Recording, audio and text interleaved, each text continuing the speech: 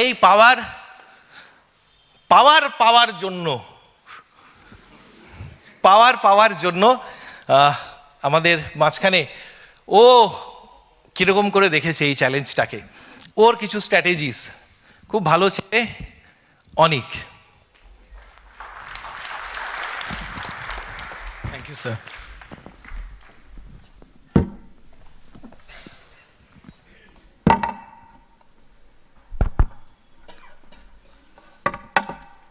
Good morning তো আর বলবো না, এখন 12:30 বাজছে, তো গুড আফটারনুন এভরিওয়ান।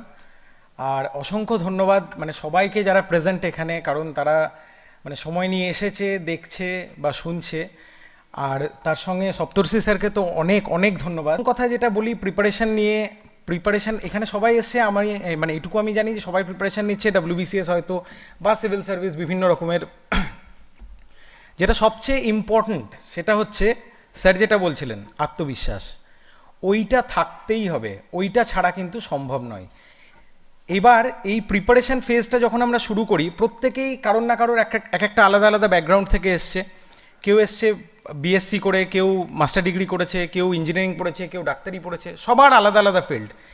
প্রথম কথা হচ্ছে ভয়টা কিন্তু প্রত্যেকের লাগে, আমারও লেগেছিল। 2015 সালে আমি সিভিল ইঞ্জিনিয়ারিং নিয়ে pass out Meghnath Saha institute of technology থেকে, টেকনো ইন্ডিয়া গ্রুপে। তো সেই সময় হঠাৎ করে প্রিপারেশনের কথা, প্রথম কথা আমি ভাবিনি প্রিপারেশন যে নেব, যে ছোটোবেলা থেকে আমার স্বপ্ন, কাউকে দেখেছি নীলবাতি নিয়ে ঘুরছে, পুলিশ নিয়ে ঘুরছে, না একদমই নয়। প্রথমে ভেবেছিলাম ওই সিভিল ইঞ্জিনিয়ারিং করবো, সিভিল ইঞ্জিনিয়ারিং কমপ্লিট হবে, তারপরে সেখান থেকে চাকরি পাবো L&T বা সিমপ্লেক্স এই সমস্ত কোম্পানিগুলোতে। কিন্তু জিনিসটা যেটা দাঁড়ালো, ভেবেছিলাম যে ওই 3rd ইয়ার 4th ইয়ারে যে ক্যাম্পাসিংটা হয় সেখানেই পেয়ে যাবো কিছু একটা। কিন্তু বসে তারপরে ওই ক্যাম্পাসিংয়ে যখন বসলাম, তখন একটা জিনিস ফিল হলো যে এই 4 বছর ওই ফাঁকি মারতে মারতে কিছু শিখতে পারিনি, কিছুই শিখিনি। মানে শুধুই ওই যা হয় আর কি, মানে সবার কথা বলছি না, অনেকে আছে যারা খুব হার্ডওয়ার্ক করে পড়াশুনো করে, গ্র্যাজুয়েশন করে, আমি কিন্তু করিনি, প্রচণ্ড ফাঁকি মেরেছি সিভিল ইঞ্জিনিয়ারিংয়ে। এবং এরপরে যখন শেষে যখন ওই 4 বছর পরে গিয়ে ওই আয়নার সামনে নিজেকে দেখলাম, তখন দেখলাম আমি কিছুই জানি না। আর আজকে যে চাকরিগুলো পাচ্ছি না, তার পেছনে একটাই কারণ তারা মানে আমাকে নেবে না, কারণ নিয়ে কোনো লাভ নেই। আর তখন একটা জিনিস বুঝলাম যে মানে আর রাস্তা নেই আমার কাছে, কিছু তো একটা করতে হবে। কারণ 3টে কোম্পানিতে বসেছিলাম, 3টের ইন্টারভিউতে বাদ।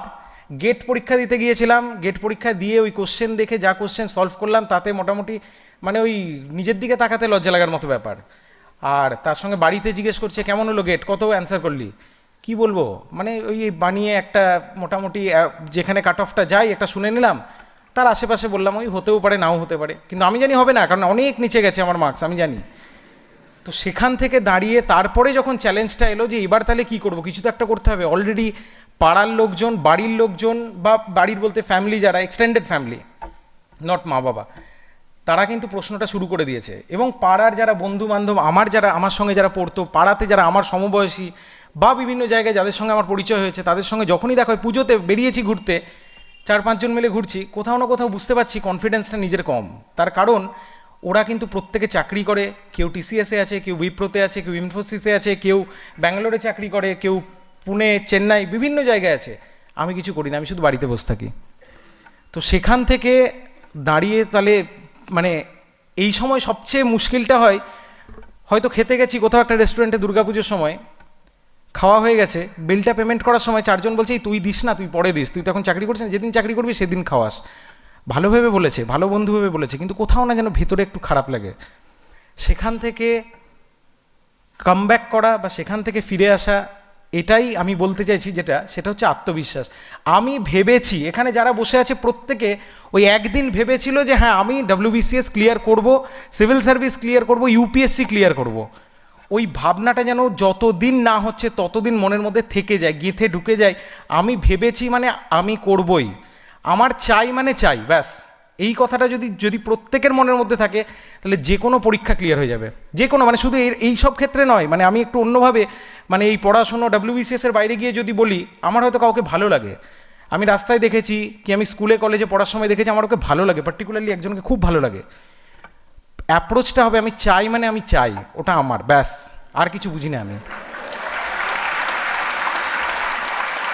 তো এই অ্যাপ্রোচটা যদি রাখা যায়, যে কোনো পরীক্ষা, যে কোনো কিছু ক্লিয়ার হয়ে যাবে। আর একটা কথা সেটা হচ্ছে, কেউ যদি কিছু কাজ করতে বলে, মানে ভালো কাজ অবশ্যই, সেটা হচ্ছে বা আমার মনের মধ্যে যদি মনে হয় আমি কোনো একটা জিনিসের প্রিপারেশান নিচ্ছি, কোনো একটা জিনিস আমার চাই, আগে নিজের মনকে বলে দেবো হ্যাঁ, তারপরে পরে দেখে নেবো কী করে কাজটা করব। এটা আমার বাবা বলেন, আগে বলে দাও যে হ্যাঁ পারবো, হ্যাঁ করব, পরে দেখে নেবো, পরে বেছে নেবো আমি রাস্তা কোনভাবে কীভাবে কী করা যায়। এছাড়া কিছু কথা বলার আছে, তো আমি তো ওই কিছু প্রিপারেশান নিয়ে আসিনি, ওই কয়েকটা লেখা টেখা নিয়ে আমি কিছু ফেসবুক হোয়াটসঅ্যাপে নোট বানিয়ে এনেছি, তো সেখান থেকেই বলি। অনেকের ধারণা আছে ওরে বাবা ও তো সিভিল সার্ভিস অফিসার, বিরাট ব্যাপার, ওই সব আমার দ্বারা হবে না। না না, বিরাট ব্যাপার কিন্তু নয়, মানে সিভিল সার্ভিস আমার কম্য নয়, এটা সবচেয়ে মানে বড় ভুল কথা। আমিও ভাবতাম এক সময়, আজকে ভুল ধারণাটা তো আমার ভেঙে গেছে। আবার এটাও নয় যে সিভিল সার্ভিস পেয়ে গেছি বা সিভিল সার্ভিস যে পেয়ে গেছে বা যে আছে, যে অলরেডি বিডিও এসডিও বিভিন্ন জায়গায় বা যারা অ্যাসিস্ট্যান্ট কমিশনার বা বিভিন্ন র্যাঙ্কের যারা অফিসার আছে তারাও কিন্তু পাল্টে গেছে, সেটাও নয়। কালকে যা ছিল পরীক্ষার আগে, এই যেদিন রেজাল্ট বেরিয়েছে তার ঠিক আগের দিন যটার সময় রেজাল্ট বেরিয়েছে, আমি ধরলাম 6টার সময় রেজাল্ট বেরিয়েছে, তাহলে ওই 5:59 আমি যা ছিলাম 6:01 তাই আছি। শুধু পার্থক্যটা যেটা হয়েছে সেটা হচ্ছে ওই সিভিল সার্ভিস আমি পেয়ে গিয়ে এবার আমি জয়েন করব। এইখানেই শুধু পার্থক্য, মানুষটা কিন্তু পাল্টায়নি। ডেজিগনেশন এগুলো কোনো মানুষের পরিচয় হতে পারে না, হতে পারে বড় বিডিও হতে পারে, কেউ এসডিও হতে পারে, কেউ একজন আইএস অফিসার হতে পারেন, কিন্তু মানুষটা কিন্তু পাল্টায় না, মানুষটা ওই একটাই থাকে। তো সবচেয়ে আগে যেটা সেটা হচ্ছে আত্মবিশ্বাস, দ্বিতীয় কথা হচ্ছে সাহস রাখতেই হবে, কারণ আমি সব ছেড়ে আসছি, এই জিনিসটা মাথায় রাখতে হবে, আমি সব ছেড়ে আসছি। আমি যখন সিভিল ইঞ্জিনিয়ারিং ছেড়ে আসছি, আর যাই হোক যতই ফাঁকি মারি, অন্তত এটুকু জানি যে সিভিল ইঞ্জিনিয়ারিংটা আমার 4 বছরের সাবজেক্ট ছিল, ওই 4 বছরের সিভিল ইঞ্জিনিয়ারিং আমি যতটা জানি অন্য সাবজেক্ট হয়তো আমি জানি না, কিন্তু আমার অপশনাল কিন্তু জিওগ্রাফি। তাহলে কথাটা হচ্ছে ওই সিভিল ইঞ্জিনিয়ারিংটাকে পুরোপুরি ছেড়ে আসছি, তাহলে আমার এই সাহসটা দরকার। এইটা ভেবে যদি আমি এগোই যে এটাতে না হলে আমার কি হবে, তাহলে খুব মুশকিল। ওই যে বললাম ভেবেছি মানে পারবই, ওসব না হবে না এটা ওটা কোনো রাস্তা নেই, পারবই, হবেই। আর যদি এই অ্যাপ্রোচ থাকে প্রত্যেকের হবে, এখানে যতজন বসে আছে প্রত্যেকের হবে। দ্বিতীয় কথা, সিভিল সার্ভিস পেতে গেলে এক্সট্রাঅর্ডিনারি হতে হয়, বা যারা পাচ্ছে তারা এক্সট্রাঅর্ডিনারি, একদম ভুল কথা। এক্সট্রাঅর্ডিনারি যারা আছেন বা যারা এক্সট্রাঅর্ডিনারি হন, তারা কেউ অ্যাস্ট্রোনট হয়ে এখন দেখুন মানে চাঁদে যাচ্ছে, কেউ মঙ্গলে যাচ্ছে, কেউ পিএইচডি হোল্ডার, এবং কেউ আরও বড় বড় অনেক কিছু করছে, কেউ ক্রিকেটার, কেউ ফুটবলার, মেসি, রোনাল্ডো। কিন্তু সিভিল সার্ভিস ক্লিয়ার করার জন্য মিনিমাম ক্রাইটেরিয়া চাই গ্র্যাজুয়েশন, আর কিচ্ছু চায় না। তাহলে তো সাধারণই, অসাধারণ তো কিছু নেই, তাহলে প্রত্যেকে পারবে, প্রত্যেকের পক্ষেই সম্ভব সিভিল সার্ভিস ক্লিয়ার করা। কোনো অসাধারণ দুর্দান্ত আলাদাই ও ছোটো থেকে দারুণ রেজাল্ট করতো, বরাবর কনসিস্টেন্সি মেনটেন করেছে, এরকম কোনো কিচ্ছুর দরকার নেই, ভুল ধারণা এগুলো। কনসিস্টেন্সির প্রশ্নতে আসি, যারা ছোট থেকে খুব ভালো রেজাল্ট করে এসছে তারাই সিভিল সার্ভিস ক্লিয়ার করবে, কারণ তাদের সেই কনসিস্টেন্সি আছে। মাধ্যমিকে দারুণ রেজাল্ট করেছিল, উচ্চ মাধ্যমিকে টপ করেছিল, তারপরে গ্র্যাজুয়েশনটাও করেছে আইআইটি যাদবপুর বা শিবপুর, ভালো ভালো জায়গা থেকে, তারপরে এখন সিভিল সার্ভিসে ঢুকেছে। আর ওরা পাচ্ছে তো ওরাই তো পাবে, আমি একটা এমনি এমএসসি করেছি, আমি একটা সাধারণ কলেজ থেকে আমি ব্যাচেলার করেছি, আমি কি করে পাবো? পাবে তো ওরা। তাহলে বলি মাধ্যমিকে খুব ভালো রেজাল্ট হয়েছিল আমার, মাধ্যমিকে আমার ছিল 96.7%, খুব ভালো রেজাল্ট ছিল। আর সেই ভালো রেজাল্টটার পরে উচ্চ মাধ্যমিকটা শুনলেও অবাক লাগবে, 61%, এতটা ডাউন। মাঝখানে মাইনাস করলে যে মার্কসটা আসে সেই মার্কসটাতে একজন পাস করে যায়।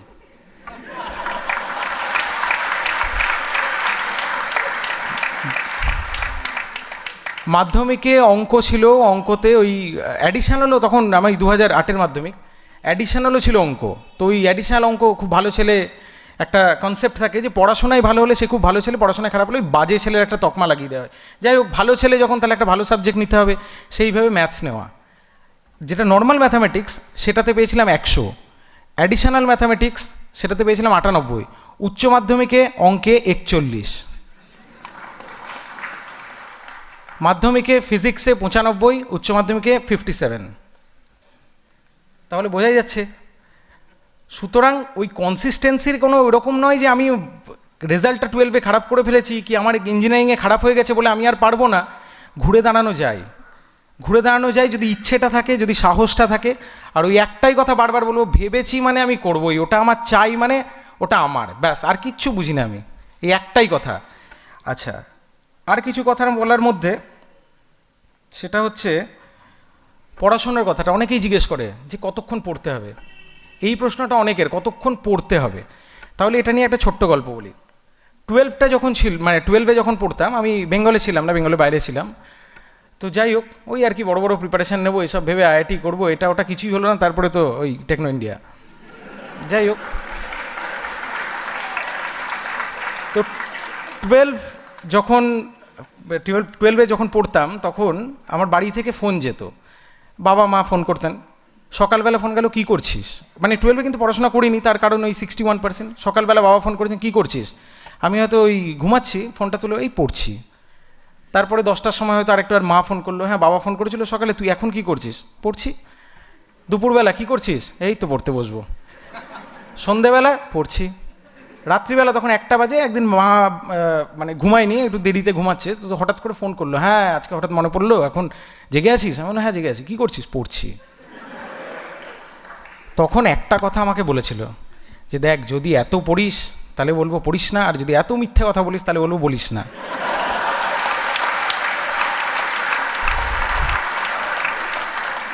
তো ওই মিথ্যেটা যে বলেছিলাম যে পড়ছি পড়ছি পড়ছি পড়ছি, তার ফল হাতে নাতে পেয়ে গেছি। হ্যাঁ পড়ছি। তারপরে তো রেজাল্ট হলো। যাই হোক, প্রথমবার জয়েন্ট দিয়ে হয়নি, প্রথমবার জয়েন্ট দিয়ে র্যাঙ্ক হয়েছিল যেটা বেঙ্গলে আর কি। তখন তো সেই 60,000 বোধহয় সিট ছিল, তখন ওই বেঙ্গলে র্যাঙ্ক হয়েছিল 24,421। তো কলেজ টলেজ তো সেরকম আর কি, কী পড়বো আর, আরেকবার দিয়েছিলাম। তো মা ঘুমাচ্ছিলেন, ঘুম থেকে তুলে মাকে বললাম, মা রেজাল্ট বেরিয়েছে। কত? 13,999। মা বলি, মোবাইলের দাম শোনাতে আমাকে ঘুম থেকে তুললি? তো যাই হোক, পড়লাম, কলেজে পড়লাম, 4 বছর পড়লাম, তখনও ফাঁকি দিলাম, ফাঁকি দিয়ে চললো। তারপরে যখন ওই ভাবলাম যে না এবার করব, আর করব মানে করব। যাই হোক, আমি যে সার্ভিসে আছি এখন, রেভিনিউ সার্ভিসে আছি, অ্যাসিস্ট্যান্ট কমিশনার, এখন এক্সাইজে আছি আমি, ওটাও WBCS গ্রুপে। মানে আমার 2016 সালে আমি প্রথম পরীক্ষা দিয়েছিলাম প্রিলিমস। 2016 সালের প্রিলিমস দেওয়ার পর 95টা মতো অ্যান্সার করেছিলাম। তারপরে ওই বাড়ি এসে মিলিয়ে দেখলাম ওই 60 না 65। তারপরে ভাবলাম মানে এটাতে কি ক্লিয়ার হবে? তো দুটো রাস্তা, এক হচ্ছে যদি কাট অফটা খুব কম যায়, আর একটা হচ্ছে যে ওই যদি ভগবানের কৃপায় যদি খাতাটা এদিক ওদিক কারোর সঙ্গে একটা হয়ে যায়, তাহলে একমাত্র ক্লিয়ার হতে পারে, আদারওয়াইজ ক্লিয়ারটা হবে না। হলো না ক্লিয়ার। তারপরে 2017, এইখান থেকে শুরু হলো আসল লড়াইটা। এই 2016 যখন হলো না, তখন ভয়টা লাগলো যে এবার তাহলে কী করবো, আর তো রাস্তা নেই, এবার কিছু তো একটা করতে হবে। কারণ সবাই চাকরি করে, সব বন্ধুবান্ধব এদিক ওদিক বিভিন্ন জায়গায় চাকরি করছে, আর আমার তো এরপরে তো ওই দিকটাও ছেড়ে দিলাম। এবার যাবো কোথায়? তাহলে বাড়িতে কিছু একটা বিজনেস খুলতে হবে। ঠিক আছে, তাও রাজি আছি, কিন্তু ভেবেছি যখন, তখন তো করতেই হবে। তারপরে 2017 পুরো প্রিপারেশন, এবং সেটাতে পুরোটাই ক্লিয়ার হলো। আর আমার ফার্স্ট চয়েস ছিল এক্সিকিউটিভ প্রথম বছরই। তো যাই হোক, আমি রেভিনিউ সার্ভিস পেয়েছিলাম, সেটাতে আমার চাকরি করতে খুব ভালো লাগছে, আমার খুব ভালো লাগে, মানে সার্ভিসটা খুব ভালো লাগে, এবং সার্ভিসে যারা সিনিয়র আছেন বা যারা আমার কলিগস আছেন তাদের সঙ্গেও খুব ভালো রকম সম্পর্ক আমার। কিন্তু ওই যে ওই প্রথমবার ভেবে নিয়েছিলাম এক্সিকিউটিভটা ক্লিয়ার করব, আবার দিলাম 2018। সাপে বড় হয়েছে রেজাল্টটা দেরি করে বেরিয়ে, কারণ ওই ততদিনে আমার 2018 মেন্সটা দেওয়া হয়ে গেছিলো। তো 2018 মেন্সটা ক্লিয়ার হলো, তারপরে তো এটাতে ইন্টারভিউ দেওয়ার পরে এটাতে সিলেকশন হলো এক্সিকিউটিভে। হ্যাঁ, তো যেটা বলছিলাম সেটা হচ্ছে ওই 24 ঘন্টা পড়াশোনা। 24 ঘন্টা পড়াশোনার দরকার পড়ে না, সম্ভব না। 24 ঘন্টা কেউ পড়তে পারে? মানুষ তো 24 ঘন্টা কী করে পড়বে? 24 ঘন্টা তো সম্ভবই না। ইভেন যারা ওই 18-20 ঘন্টা পড়বে ভাবছে, সেটাও সম্ভব না।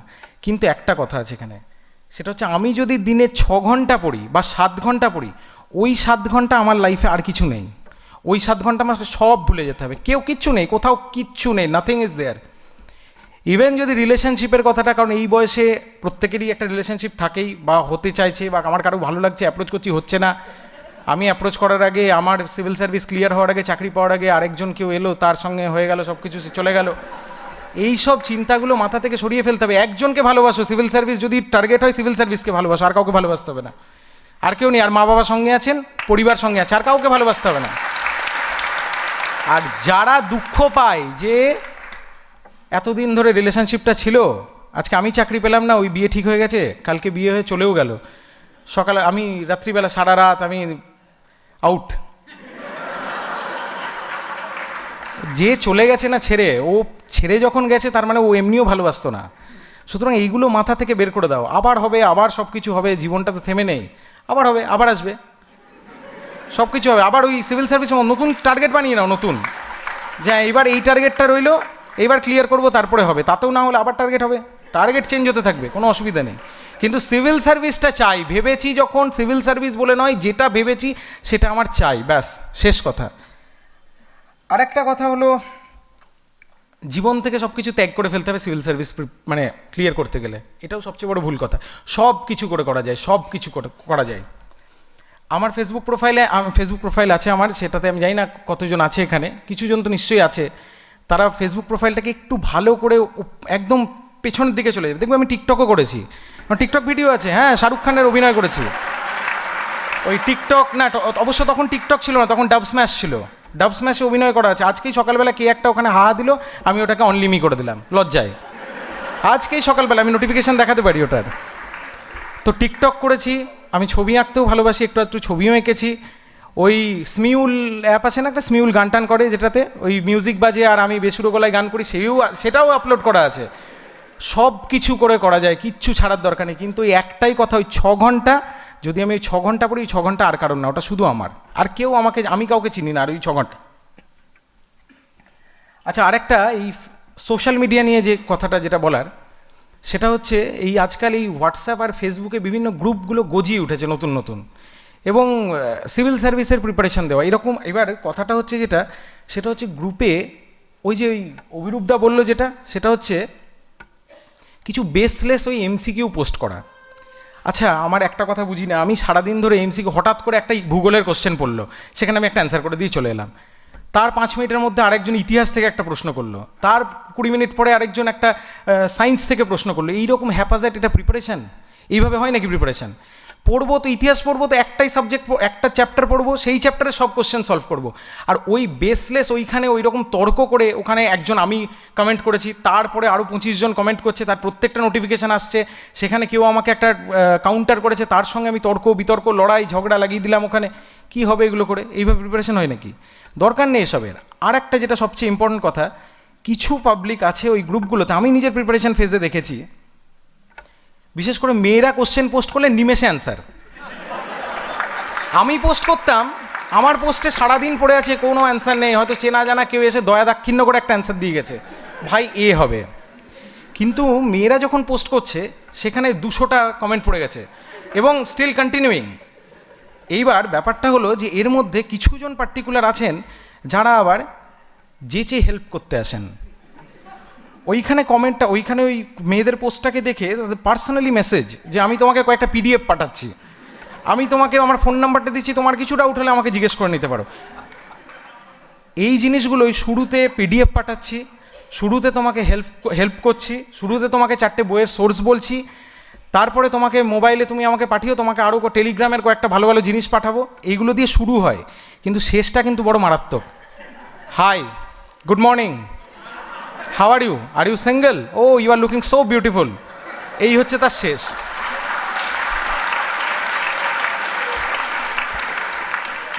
তো সবার আগে এইগুলো থেকে নিজেকে সরাতে হবে, এইটা সবার আগে বুঝতে হবে। এবং এই জিনিসগুলো, যে কথাগুলো বললাম, হতে পারে কোনো WBCS অফিসারই হয়তো করছেন, তাদেরকেও সরাতে হবে।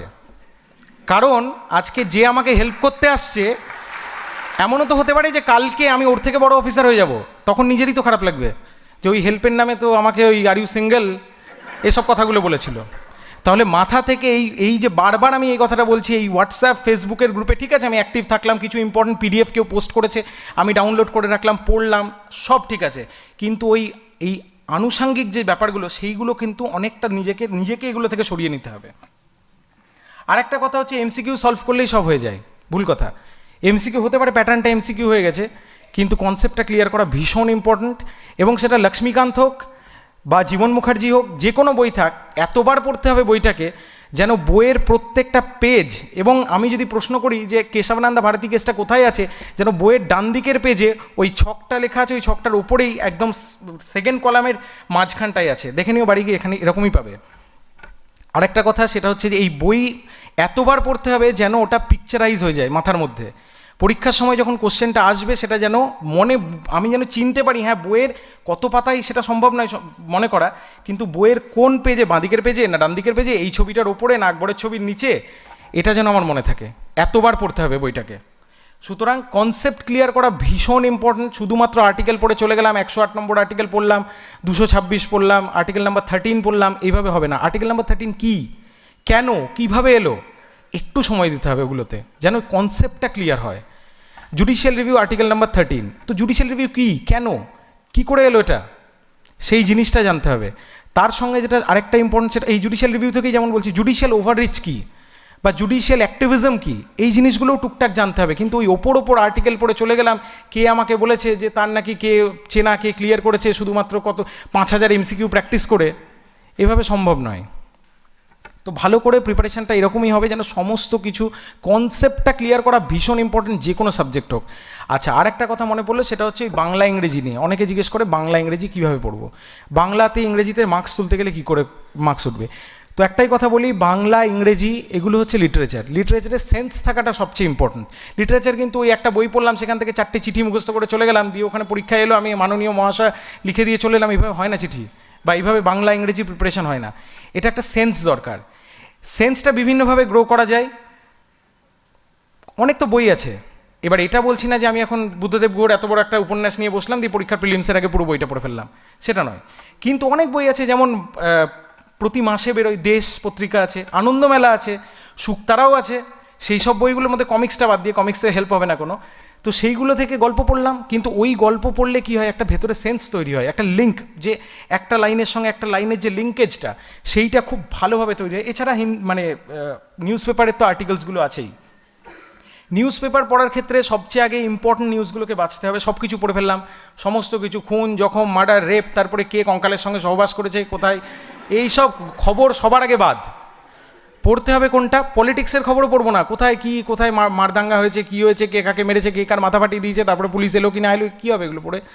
পড়তে হবে যেটা, সেটা হচ্ছে হ্যাঁ, কোথাও যদি একটা নো কনফিডেন্স মোশন পার্লামেন্টে চলছে, জিনিসটা কি, what is no confidence motion, কত নম্বর আর্টিকেলে আছে, এই জিনিসগুলো নিজেদেরকে অ্যানালিসিস করে পড়তে হবে। দরকার পড়লে খাতায় একটা নোট বানিয়ে নেওয়া যায়, কিন্তু বুঝে পড়তে হবে। আমার কথা বারবার একটা কথা বলছি, 24 ঘন্টা পড়ার দরকার নেই, পড়বো 5-6 ঘন্টা, 6-7 ঘন্টা, কিন্তু হার্ড ওয়ার্ক নয়, স্মার্ট ওয়ার্কটা ভীষণ ইম্পর্ট্যান্ট। হার্ড ওয়ার্ক করলে ঠিক আছে, হার্ড ওয়ার্ক করা যায় অবশ্যই, এটা ভালো কথা, কিন্তু smart work is more important. আমি সব কিছু পড়বো না, আমাকে বাদ দেওয়াটাও জানতে হবে যে কোনটা পড়বো, কোনটা পড়বো না, কোনটা কতটা তাড়াতাড়িভাবে প্রিপারেশান নিতে পারবো। আচ্ছা, এছাড়া আরও কিছু কথা, মানে দেখি কী লিখেছি, ভুলে গেছি তো, যাই হোক মনে পড়ছে না আমার। তো আর যদি একটাই কথা বলছি, সেটা হচ্ছে হ্যাঁ, আরেকটা হচ্ছে, সেটা হচ্ছে সততা। এটা কিন্তু রাখতেই হবে, নিজের কাছে নিজেকে অত্যন্ত সৎ থাকতে হবে। আমি পড়তে বসলাম, তারপরে পড়তে বসে বইটা খুলে একটুখানি পাবজিটা খেলে নিই, বা একটু ঠিক আছে একটা সিনেমা ওয়েব সিরিজ, আজকাল তো সেই মারাত্মক হয়ে গেছে ওয়েব সিরিজগুলো, এত ওয়েব সিরিজ, লোকজন সিনেমা দেখছে না, সারাদিন ওয়েব সিরিজ দেখছে একটার পর একটা, আর ওইগুলো এমনভাবে শেষ করে, মানে পরেরটা না দেখা অবধি পেটের ভাত হজম হবে না। তো এই ওয়েব সিরিজ, এটা ওটা সেটা, এগুলো থেকে একটু সরে আসতে হবে। আর 2 বছর, তো 2 বছর কি 1.5 বছর, 2 বছর, এই 2 বছর একটু এই সমস্ত এই যত যা টান আছে এদিক ওদিক সব কাটিয়ে দিতে হবে এই 2 বছর, তাহলে সব হয়ে যাবে। ওয়েব সিরিজ দেখা যেতে পারে। কালকে আমাকে একজন প্রশ্ন করেছিলেন, সেটা হচ্ছে যে ওই Maratha war, Anglo Maratha war, এগুলো মনে রাখার উপায় কি, এত কঠিন, এগুলো তো মনেই থাকছে না। এগুলো তো আমারও মনে থাকতো না, ভীষণ রকম বাজে লাগতো, এগুলো কি মনে রাখা যায় নাকি, এত কে কোথাও, আবার বাজিরাও, তার আবার 2 রকম নাম, সে প্রথম বাজিরাও, দ্বিতীয় বাজিরাও, তৃতীয় বাজিরাও, কোনটা কোন বাজিরাও তাই তো মনে থাকছে না। তাহলে সেখানে কি করে প্রিপারেশানটা নেব, এই ক্ষেত্রে ওই ওয়েব সিরিজ, এখানে ওই সিনেমাগুলো কাজে লাগবে। ওই বাজিরাও মাস্তানি, আমি নিজেরই আমার মনে থাকতো না, আমি ওই বাজিরাও মাস্তানি দেখেছিলাম, তারপরে হঠাৎ করেই একদিন মনে হলো দেখি একটা, এতটাই ইন্টারেস্ট গ্রো করলো, তারপরে ওই স্টার প্লাসে একটা সিরিয়াল হতো বাজিরাও বলে, সেইটাও পুরো সিরিজটা দেখেছিলাম তখন। আজকে আমি কিন্তু আর ভুলি না ওগুলো, কারণ ওটা পিকচারাইজ হয়ে গেছে। আমার কথা হচ্ছে এটাই, প্রিপারেশানটা পিকচারাইজ করে হবে। আমি পড়ছি বলে পড়ে ফেললাম এটা নয়, আমাকে ভালো লাগাতে হবে, যেটা পড়ছি আমার ভালো লাগছে। আর একটা কথা যেটা, সেটা হচ্ছে যে নিজের কনফিডেন্সের মধ্যে একটা কথা আছে, আমি যেটা কালকে হব সেটা আমাকে আজকে থেকে ভাবতে হবে আমি হয়ে গেছি।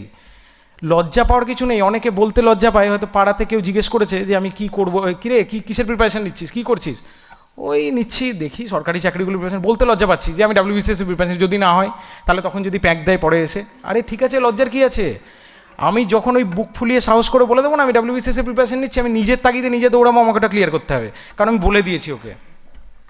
সেজন্য সাহসটা খুব বেশি দরকার, আর সততাটা প্রচণ্ডভাবে দরকার, যে সৎ কিন্তু নিজের কাছে থাকতেই হবে, নিজের কাছে হোক বা সবার কাছে হোক, সততা। এবং এই সততাটা ইন্টারভিউ বোর্ডে যারা বসেন তারা কিন্তু এই জিনিসটা ভীষণভাবে লক্ষ্য করেন। ইন্টারভিউয়ে গিয়ে আমি 2 বছর পর ইন্টারভিউ দিলাম, তো ইন্টারভিউ বোর্ডে গিয়ে কিন্তু ওই তারা এটাই খেয়াল করবেন যে কতখানি মেরুদণ্ডটা সোজা আছে আর কতখানি সৎ, কতটা মানে মাথা উঁচু করে সাহস নিয়ে অ্যান্সারগুলো দিতে পারছে। আমি নাই জানতে পারি 20টা প্রশ্ন করেছেন তারা, হতে পারে আমি 7টা জানি 13টা জানি না, ঠিক আছে, ওই 7টাই মাথা উঁচু করে দেবো আর 13টা আমি ক্ষমা চেয়ে নেবো যে স্যার আমি এটা জানি না বা ভুলে গেছি, কোনো অসুবিধা নেই। কিন্তু আমাকে ওই সাহসটা বজায় রাখতে হবে, মুখে হাসিটা রাখতে হবে, মুখে হাসিটা সবসময় রাখতে হবে।